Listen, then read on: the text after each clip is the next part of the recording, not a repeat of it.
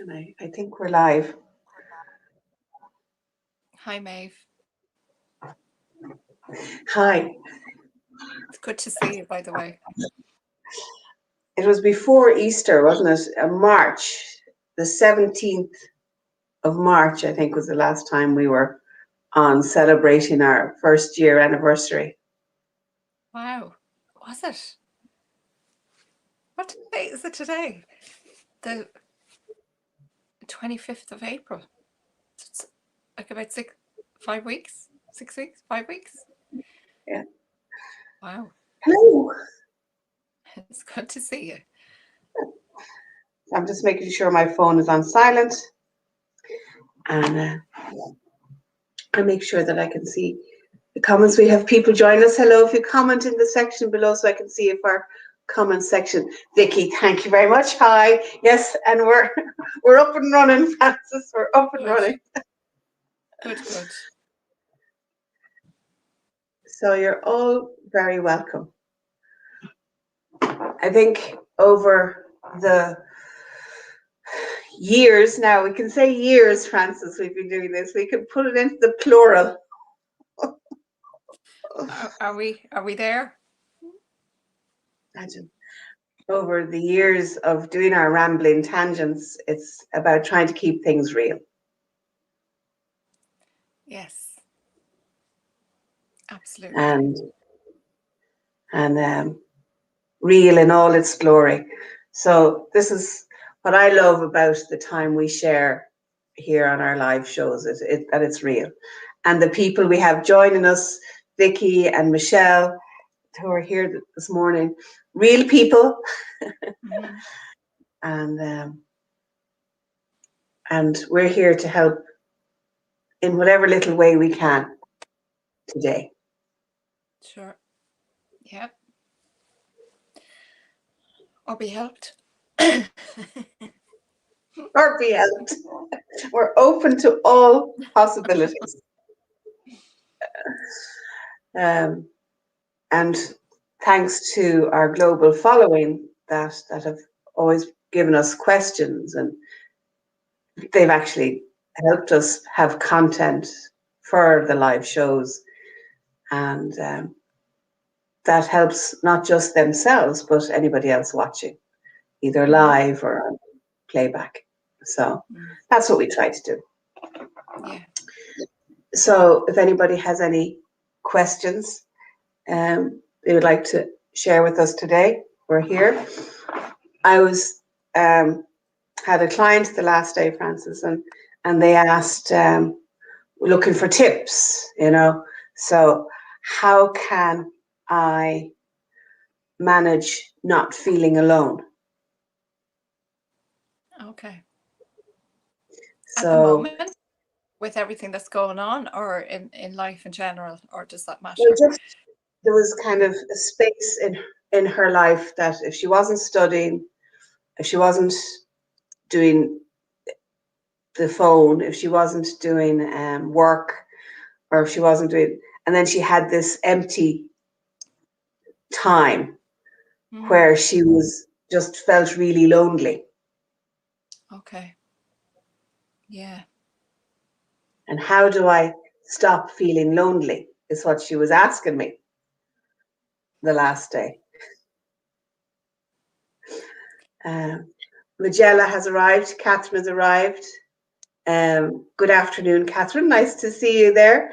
Magella says, hello, Maeve and Francis. Good to see you both again. And that came in twice. So I'm wondering I'll tell you after I ask you what you do if somebody asks you that question in a therapy session. Before you tell me what you did. Yeah. Very clever. Can you guess what I'm going to say? No. Okay. Well, I suppose I'd be curious about the experience of being lonely and what that's like. Yeah.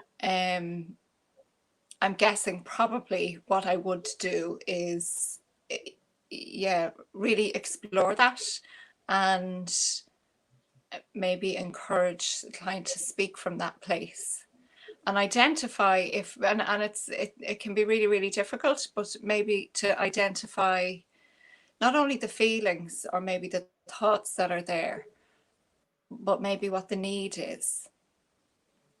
And I don't know about you, Maeve, but I'm always struck by when I might, and I do it in a very creative way.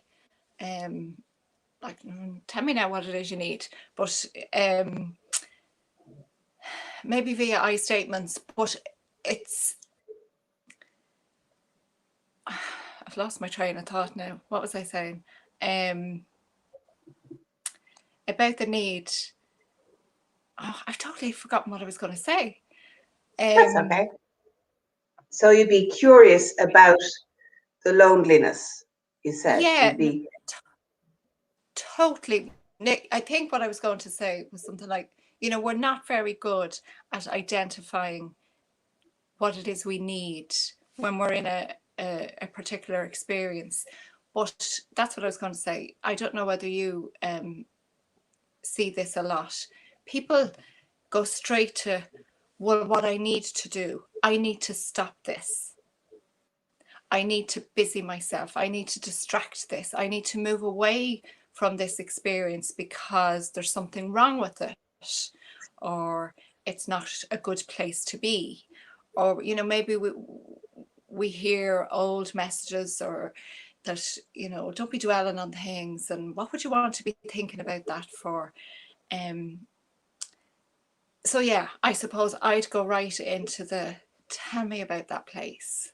Let's look at that place. Or not even just tell me about it, but creatively explore. And then from that place, identify. And I say to them, I don't want you to do anything. But if you can really connect with the need from that place of being lonely. And for the most part, as we know, it goes right back to the very, very early years of, just needing to feel safe or reassured or for somebody to be seen, to be heard. Yeah. And I think that's what we came up with as well. She was so busy wanting to get away from the feeling. Tell me what to do so I don't feel it. Yes, of course, because I think society has us thinking that that's the way it's supposed to be. Yeah. In many ways. Yeah. So it was kind of see if we could allow ourselves to feel that. Yeah. And how could we support her in feeling the lonely bit? Absolutely. Yeah, but it sounds like you did that, containing that, allowing that safe space to explore that, because it's scary. It's not an easy thing to do. No. And any type of emotion that we're not used to is scary. And what I've noticed, we do a lot of online counseling. And if one of my clients there recently, when she got overwhelmed and upset, she turned off the camera. She didn't want to see that I could see her crying. Okay. But it was very clever. She didn't just disconnect us. She just turned off the camera so I could hear her. Yeah. So I thought that was very brave. Yeah, absolutely. She took what she needed. Yeah. So we've put the idea that maybe the next time she feels like crying, she might leave the camera on so that I can see her, or that she can be seen as opposed to me seeing her. Yeah. The difference of that. So there's more people joining us today, and Michelle has a question. She says, this may be too complex to answer, but how do you know at what speed to go in counselling? without it being triggering. I sometimes feel like blurting it all out, but I'm almost afraid.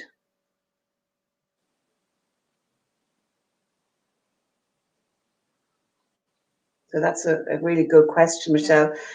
And Vicky has said it's a distraction. I think that's coming back to what we were talking about the lonely feeling. And Judy has joined us. Hello, Judy. You're very welcome. All the crew are in. All the crew are in. The motley crew. So if we go back to Michelle's question about what speed to go in counselling without it being triggering. Okay. Do you want to say something? Oh no. First? No. I'll keep an eye on that. I'll give you all the hard work, Francis. I suppose there's a couple of things there that are coming to me. Again, you know, holding the curiosity, because I can hear maybe that there is a need there that Michelle has. I'm you know, maybe mindful of speed, whether it's I feel it's not going quick enough, or maybe it's going too quick, you know, triggering. I suppose I'm wondering a little bit about, does it get too much? You know, is there a saturation? So how, yeah, speed, it would be very much what you feel comfortable with, as opposed to, you know, the client-led therapy, go at your pace. And again, trying to identify when things feel too much, too fast, too slow. And I'm not saying that any of these things there's a right and a wrong, but there'll certainly be an opportunity to talk through that. You know, what happens to you when things go too quick? What happens when things go too slow? And I suppose the territory that we are in when we talk about therapy, I think it's very difficult not to get triggered, isn't it? Am I right saying that? It's very difficult not to get triggered. Because it's the nature of the beast. Yeah. We're processing. Sorry, Maeve. We're processing feelings and. Yeah, but we're opening up.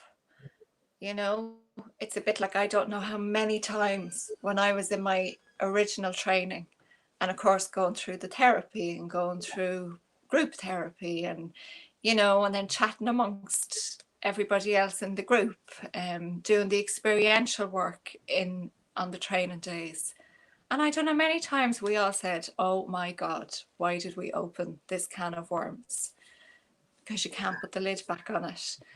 And it continues, as you know, it continues. It doesn't stop, because we're human. So I suppose it's how you approach the triggering.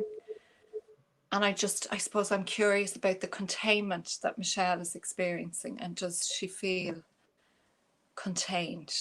And if there's a question mark around that, how might she look to get that containment?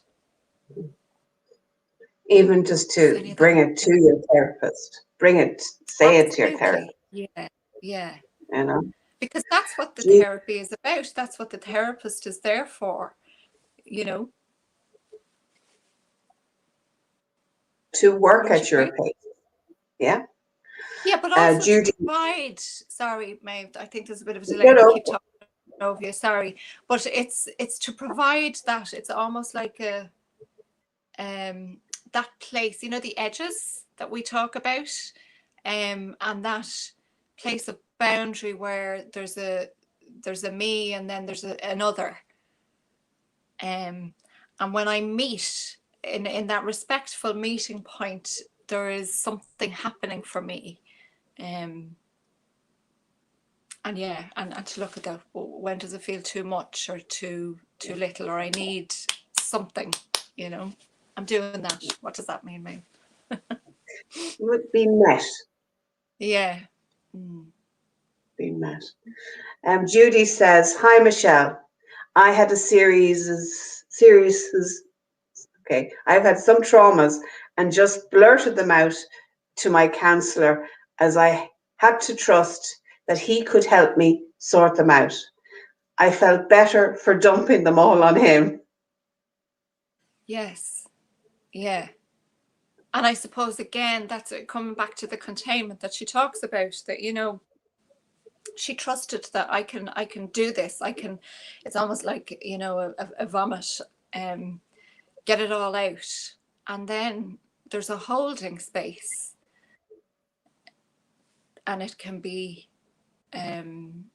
heard, seen, dealt with, whatever you like, met.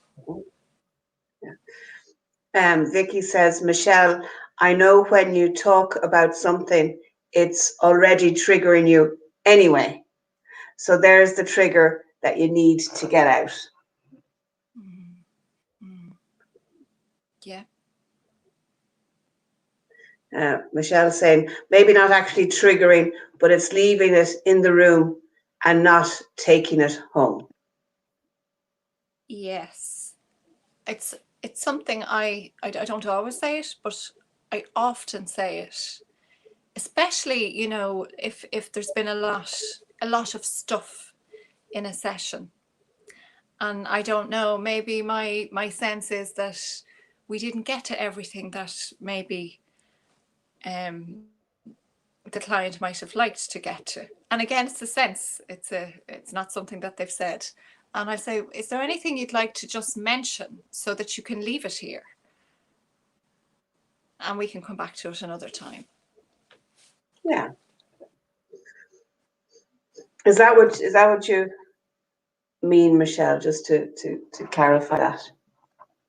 So it's even though it's been nearly 6 weeks since we've all been together, it just seems like yesterday. Yeah, it's great, isn't it?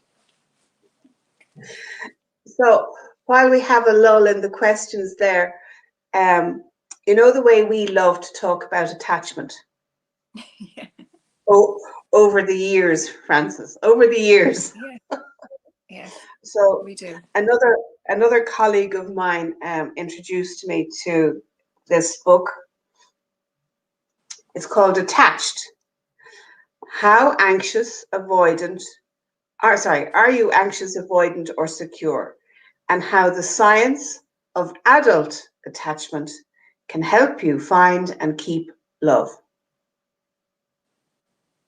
Okay.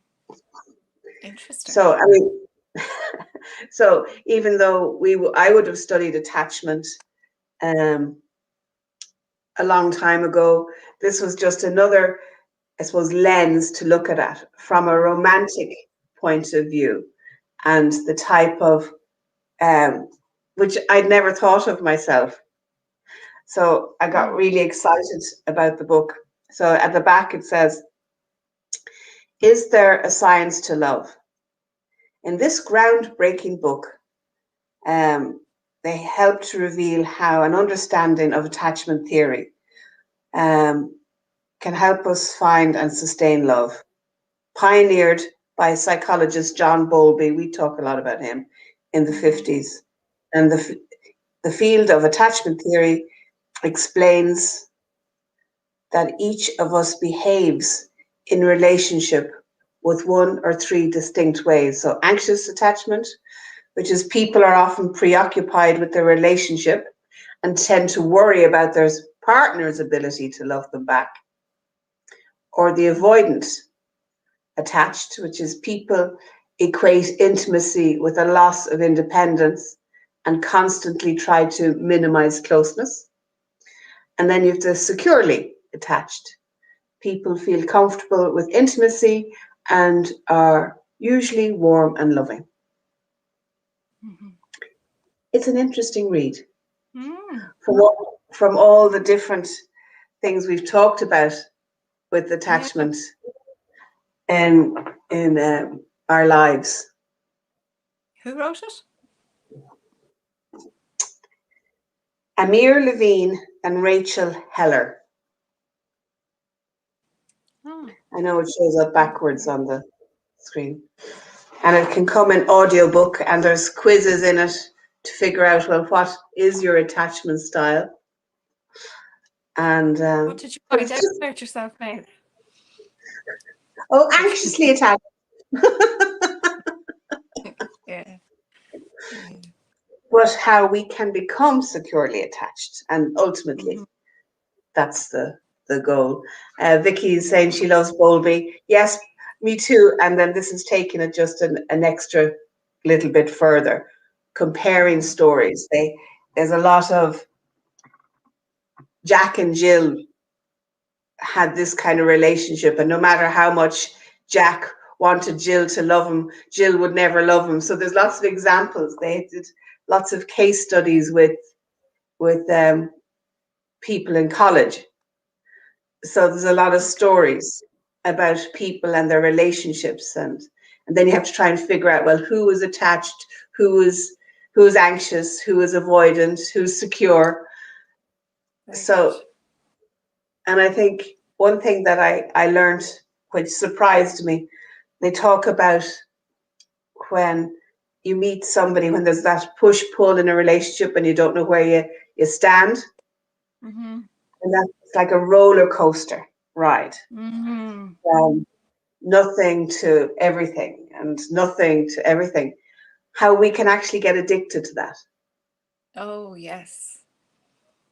And when I read it, I knew it, but I hadn't actually thought about it.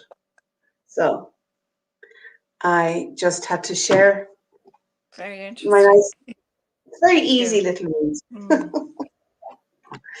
So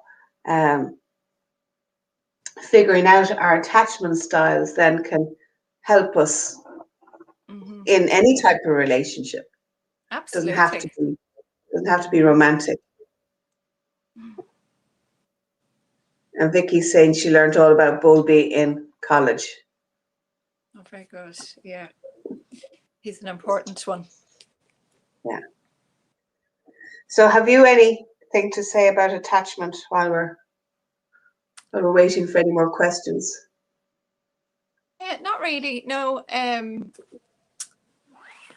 mean, I'm sure I did my original dissertation on attachment. I think we talked about it before. Yeah. Interesting. It is interesting stuff. But I do have something else that I want to share with you, if I have the chance. So this book I have been, and it's oh yeah, I know I'm going backwards. Peter Levine, yours was Amir Levine. I wonder if they're related. Peter Levine and Maggie Klein.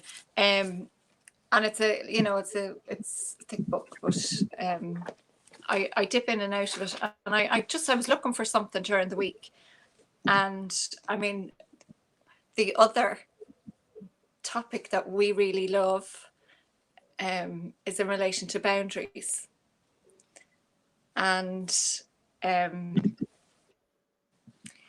yeah, so there's this section on about looking after children and their boundaries, young children, and how adults can model healthy boundaries to young children. Can I read this little bit out to you? Because I just thought it was fascinating. Oh God, I wonder if I said this here before. I don't think I have, but I know I've said it to people before. So, little baby Arthur fussed and arched his back each time Auntie Jane tried to hold him. His mother, not wanting to offend her sister, said, Now, Arthur, it's okay. This is your Auntie Jane. She's not going to hurt you." Now, that's just a quote. So ask yourself what message this gives to Arthur. He is already learning that his feelings aren't important and that adult needs take precedence over dependence needs. Babies show us their feelings by vocal protests and body language. They are exquisitely attuned to the vocalizations and facial expressions of their parents. The brain circuits are being formed by these very interactions that are specifically about respect for feelings and boundaries around touch. For whatever reasons, Arthur did not feel safe or comfortable in Aunt Jane's arms. Had his right of refusal been respected, he would have learned that his feelings do make a difference, that he does have choices, and that there are adults, in this case his mother, who will protect him from other adults whose touch he does not want. A few tactful words to Jane, such as, maybe later, Jane, Arthur's not ready for you to hold him yet, would leave an imprint impacting the baby's newly developing sense of self. And if his mother's appropriate protection continues, wait till you hear this, appropriate protection continues, Arthur's brain is more likely to forge pathways that promote self-protective responses that may safeguard him from an intrusion and assault later in his life. Although not in his conscious awareness, these unconscious body boundaries formed in the tender years of infancy will serve him well. And just another thing I had underlined, trauma is a breach of energetic and personal boundaries. Sorry. I just really enjoyed reading that during the week, and I thought I'd like to share it. I like that.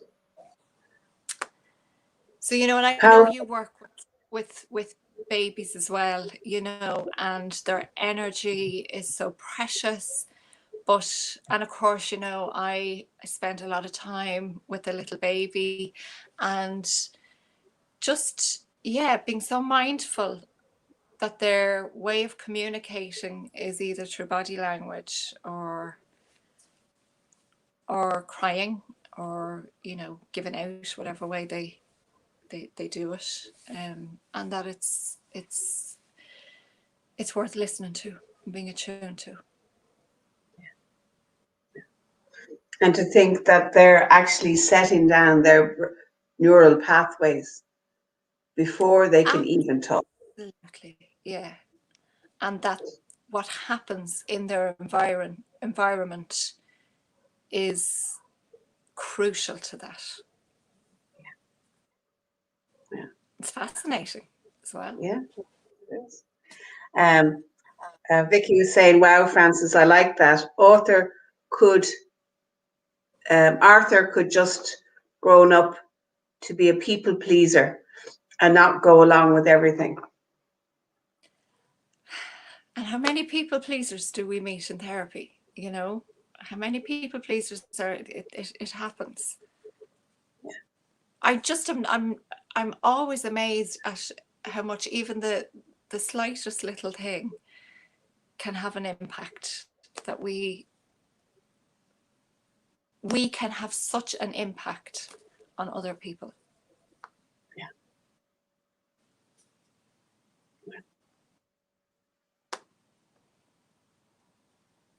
And I liked that sentence about trauma being, can you say that part again? That trauma is a break in emotional and... Trauma is a breach of energetic and personal boundaries. It's a breach. Yeah. It's a breach. I was going to draw something for you that I sometimes do, but I don't have anything here to draw on, so I won't. But I think of say a stick person in a circle, and that person and that's their circle, that's their personal space, and the circle is the boundary. But their experiences in life, sometimes little gaps develop or emerge in the boundary. So things, so the inside the circle is what's okay, outside the circle is not okay, and then some things just seep through, and then it gets really confusing, and we don't realize that we are engaging in life or interacting in life, and it's going against really what's okay for us. Yeah. So if we're enmeshed in relation with others, or if we're separate, the separation doesn't become clear anymore. It becomes a bit not clear. Yeah. Murky. Totally murky. So all about boundaries and attachments, and even just allowing the possibility of what were we told as children, what was imprinted in us as tiny babies, that we might be carrying through completely unconsciously today. Totally. One of the big things I know my grandfather used to say, children should be seen and not heard. Yeah. Isn't that a real message? Yeah. That was a very favorite saying in my grandparents' house. Children should be seen and not heard. Yeah. That lands somewhere, doesn't it? Anybody else remember any things that were said to kids that were kind of okay to say when were said to yourselves when you were smaller? And again, nobody really thought anything of them. No. And actually, I was reading something earlier today. We probably won't have time for it today, but maybe we'll talk about it in the next live. Let me just say exactly what the word of the article was. We can leave it in the room for the next time, Francis.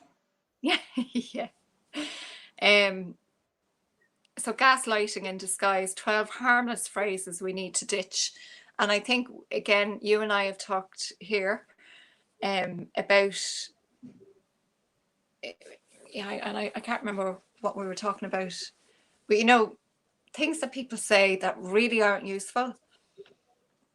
Yeah. And not always, they might be well-meaning and everything else, but they're not useful. And I just thought some of them were really interesting because, hands up, I probably have used, and probably in the very recent past have used one or two of them. So Michelle was saying here, don't do as I do as I say. Oh yes, powerful modeling there, isn't there?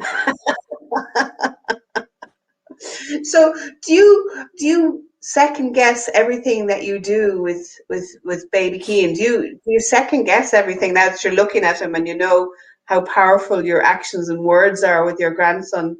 Are you frozen with, oh my God, what can I do? I'm not frozen. I probably I don't know whether I've said it to you before, like I do very often whisper in his ear and say, you don't be afraid to give out if you want to. But it's look at, shoulda, coulda, woulda, like if I had known the things I know now when my children were babies, I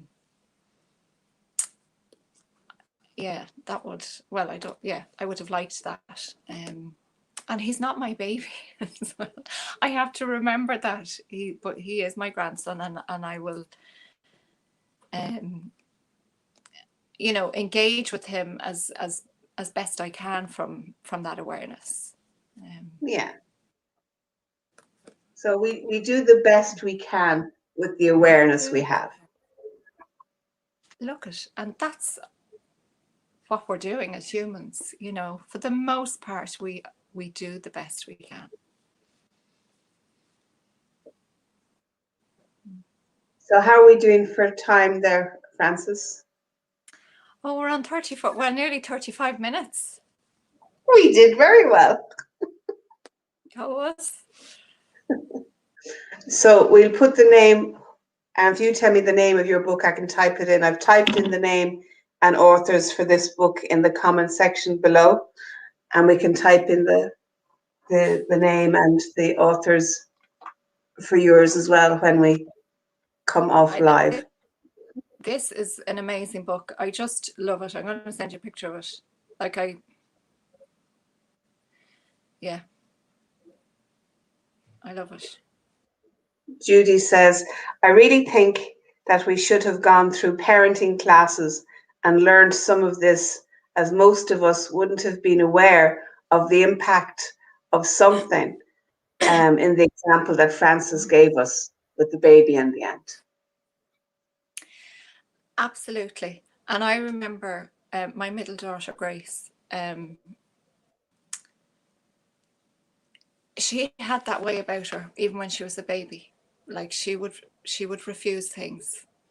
And as a parent, you know, I'm thinking, oh God, and not that I was ever annoyed with her. I was never annoyed with her for that. But you would find yourself, or I found myself going, oh God, you know, wouldn't it be lovely if she just went to this person, you know, and she didn't, you know, well, sorry, I'm not saying you, I did, those thoughts cross my mind because I wanted, I want to be that kind of parent, that I had an agreeable child. And yet now when I think, because she would still be the same, you know, she's able to put her hands up and say, don't, you know, this is my space in whatever situation. And I just think that is amazing.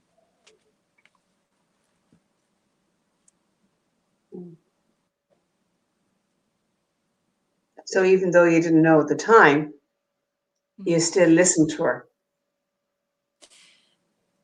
Well, yes, I hope I did. I think I did. Because she would protest, you know, in her own way. So, yeah. So, and protesting, I suppose, was never really considered agreeable. Well, no, it's totally the opposite, isn't it? Yeah. But it's not always, you know, it's quite often well-founded, you know, and she from the get-go, she was very in tune with what she needed and what felt okay for her. Yeah. And I think a lot of the time in therapy, we're trying to figure out our own needs. What is it that I need? Yeah. Yeah. So we're unpicking everybody else's needs out of us. Yeah. Totally. And I suppose that goes back to the first question. Was it the first question from Michelle? Michelle, about the pace or the speed of, you know, to check in with the needs that aren't always easily identified, because, as you say, we have to throw everybody else's needs and demands of us, if you like, get rid of them in the nicest possible way. And as always, Francis, I could sit here and chat about this for another hour, but I know that we both have things to do, and I'm sure everybody else has things to do today. So thank you, as always, Judy, Vicky, Michelle, and let's see, scroll back up and remember all the names that joined us today. Mary, I didn't even say hello to you, Mary. And Catherine and everybody else that joined us in the background as well.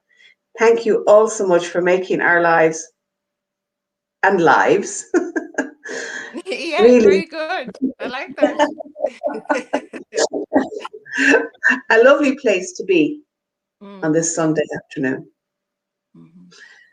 So we leave in the room things that aren't helpful, and we can chat about those the next time. Yes. And if anybody else, and if anybody else has any other questions, you can always send us emails privately, and we can talk about them here in our next live session. Thank you, everybody. Thank you, Francis, for your wonderful wisdom. We'll talk to you again. Yeah, Yeah. me too. Bye Bye. bye.